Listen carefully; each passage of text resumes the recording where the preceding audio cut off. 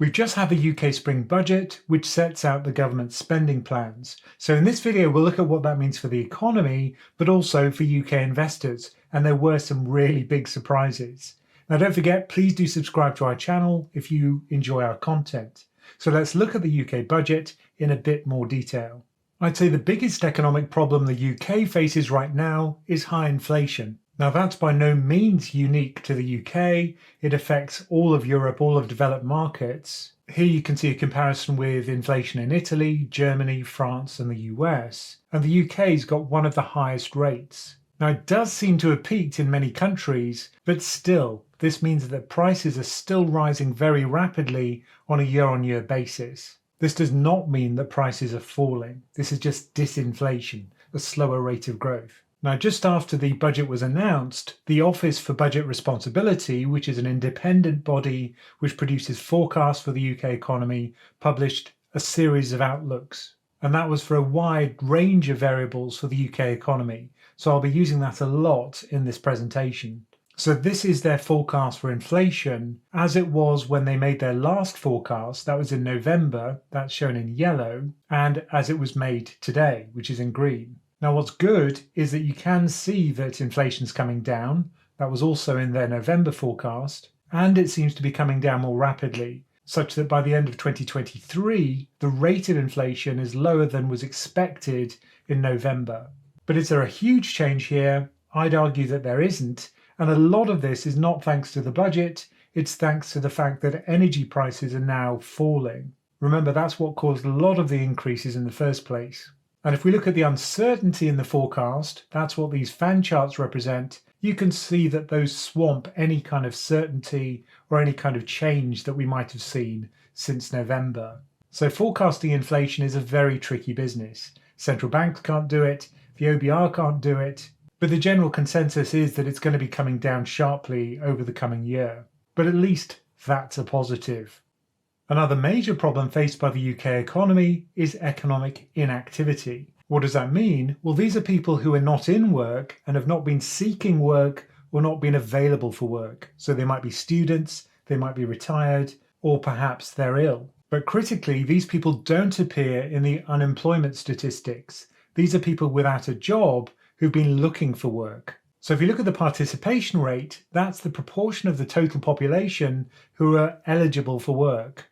And on that basis, the UK actually looks pretty good. It's right in the middle of the other OECD countries, and it's above the OECD average, at just a whisper below 80%. What's really shocking for the UK is the change in participation rate since just before the pandemic. Whereas other countries have actually recovered and recovered significantly, both the US and even more so the UK have had a lot of people drop out of the workforce. In fact, for the UK, the drop in participation rate is almost a whole percentage point.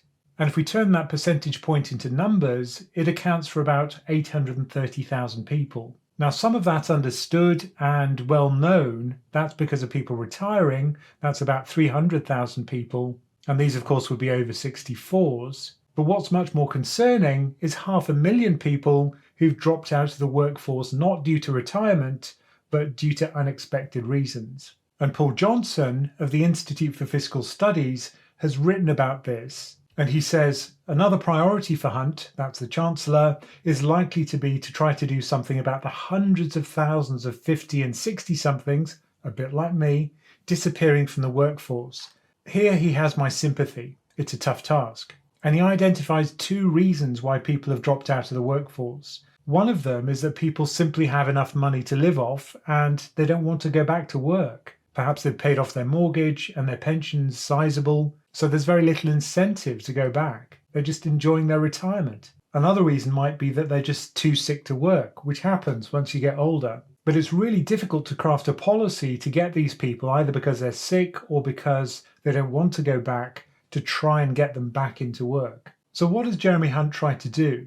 Well, he's done some tax reforms, and his point is that no one should be pushed out of the workforce for tax reasons. So what he's tried to do is create greater incentive to stay by increasing the pension annual allowance from £40,000 a year to £60,000 a year. That's a 50% increase. The other huge shock was that there's actually a limit for UK pensions. You can only put just over £1 million into your pension, and then you start to get certain tax penalties if you put more in. So what he's done is he's scrapped the lifetime limit altogether. So there's no cap anymore. You could almost hear the phones ringing at the financial advisors across the country as this was announced. So what's his justification for this? Well, doctors are very well paid on the whole, and this should stop 80% of NHS doctors receiving an additional tax charge as they hit this limit. And we saw the inactivity problem. Well, he thinks this is one way to address it, to try and get people to work for longer. And also, it simplifies the tax system. I get a lot of questions about this limit. But I have to question, will you really go back to work just to get a little bit more in your pension? Presumably, you've already made the decision that you've got enough. So I'm not convinced that that's going to work. There's also a plan to have an over 50s training scheme so that you can retool for the workplace, even if you're clapped out like me. Another very important announcement for people who've got kids and who are working is that if adults work more than 16 hours a week, they're going to have 30 hours of free childcare. And it's not just for 3 and 4-year-olds, but every single child over the age of 9 months.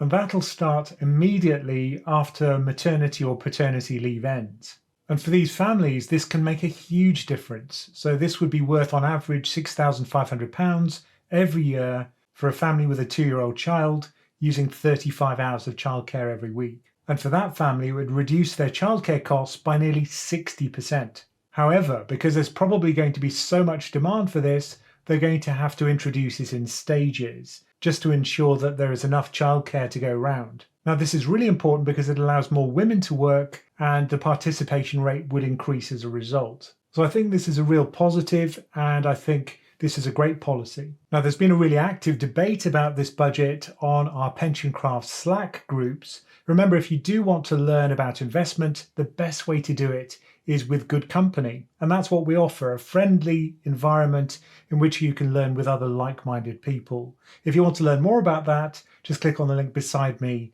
or in the description beneath me.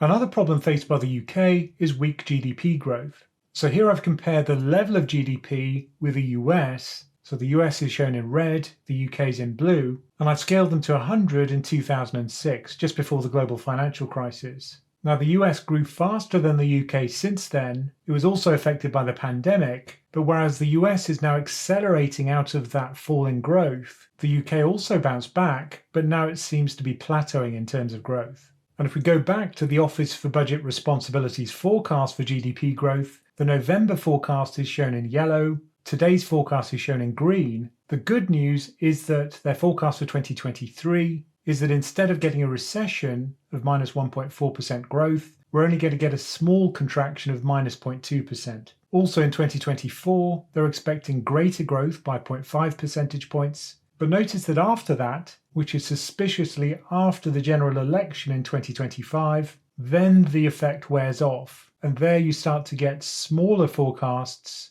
relative to the November forecast.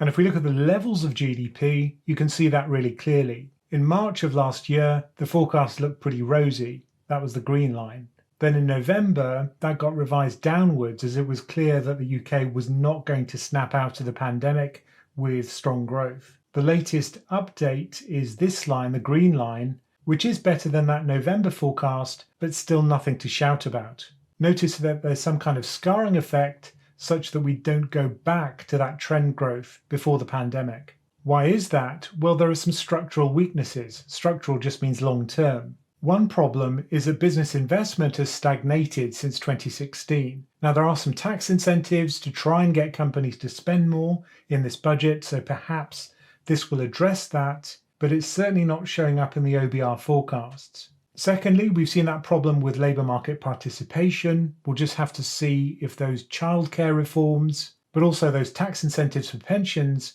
are going to turn that around. And there's the productivity problem.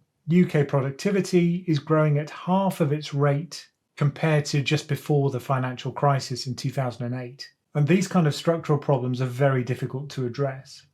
Another problem common to many developed countries right now is a lot of borrowing and debt. If the government spends more than it earns in taxes, then it plugs the difference with borrowing, and it does this via the bond market. Remember, that's what caused all the problems with the Kwarteng and Trust budget, because they'd simply spent too much, what they'd done was inflationary, and they hadn't budgeted for it. Now what you can see here is the public sector net borrowing. So this is that difference between how much the government earns and how much it spends. Now during periods of war, so this is World War I, this is World War II, that's when spending increases hugely, and debt is really the only way to pay for it. After the global financial crisis as well, we had a big pickup in debt, and of course we had a huge spike during the pandemic. And that was when the government shook the magic money tree and actually spent in order to soften the blow of the pandemic. And if we look at the level of debt relative to GDP, and again this is going back a century, you can see that it took a very long time for the World War II debt to fall to 100% of GDP. It peaked at about 250%. With the global financial crisis, debt to GDP increased again, and then with the pandemic, it had another leg up to around 100% for the UK. Now the OBR forecast for debt to GDP are fairly stable. They do show it falling slightly, but it's still not far from 100%. But what this does show is that the budget tries to be neutral. It doesn't increase the amount of debt to GDP. So at least it's responsible in that sense, and it is trying to shrink the debt to GDP ratio. What does the budget mean for house prices? Well, one dampening factor on UK house price growth has been the huge pickup in mortgage rates. Now, the forecast in November suggested those would peak at around 5%. The latest forecast today suggests that they're going to peak at a much lower rate, something like 4%. But the really critical thing here is that it's not expected that those are going to fall back to 2%. So those very low interest rate days are simply over. Now, higher funding costs mean that houses are less affordable, and that has a chilling effect on price growth. And the central case from the OBR forecast is that house prices will fall by about 10% from their high in Q4 2022. So not a huge fall, but still not welcome if you bought at the top of the market, like I did. But there are also other factors other than mortgage rates. One of them would be low consumer confidence when inflation's high. If people are worried about losing their job, perhaps they'd be more worried about a big expenditure like a mortgage. With inflation rising so quickly at around 10%, wage growth isn't keeping up. So in real terms, we're getting poorer and we have less disposable income. So that means that houses are again less affordable. And also people are expecting mortgage rates to increase further, so they're less likely to stretch themselves by buying a really expensive house.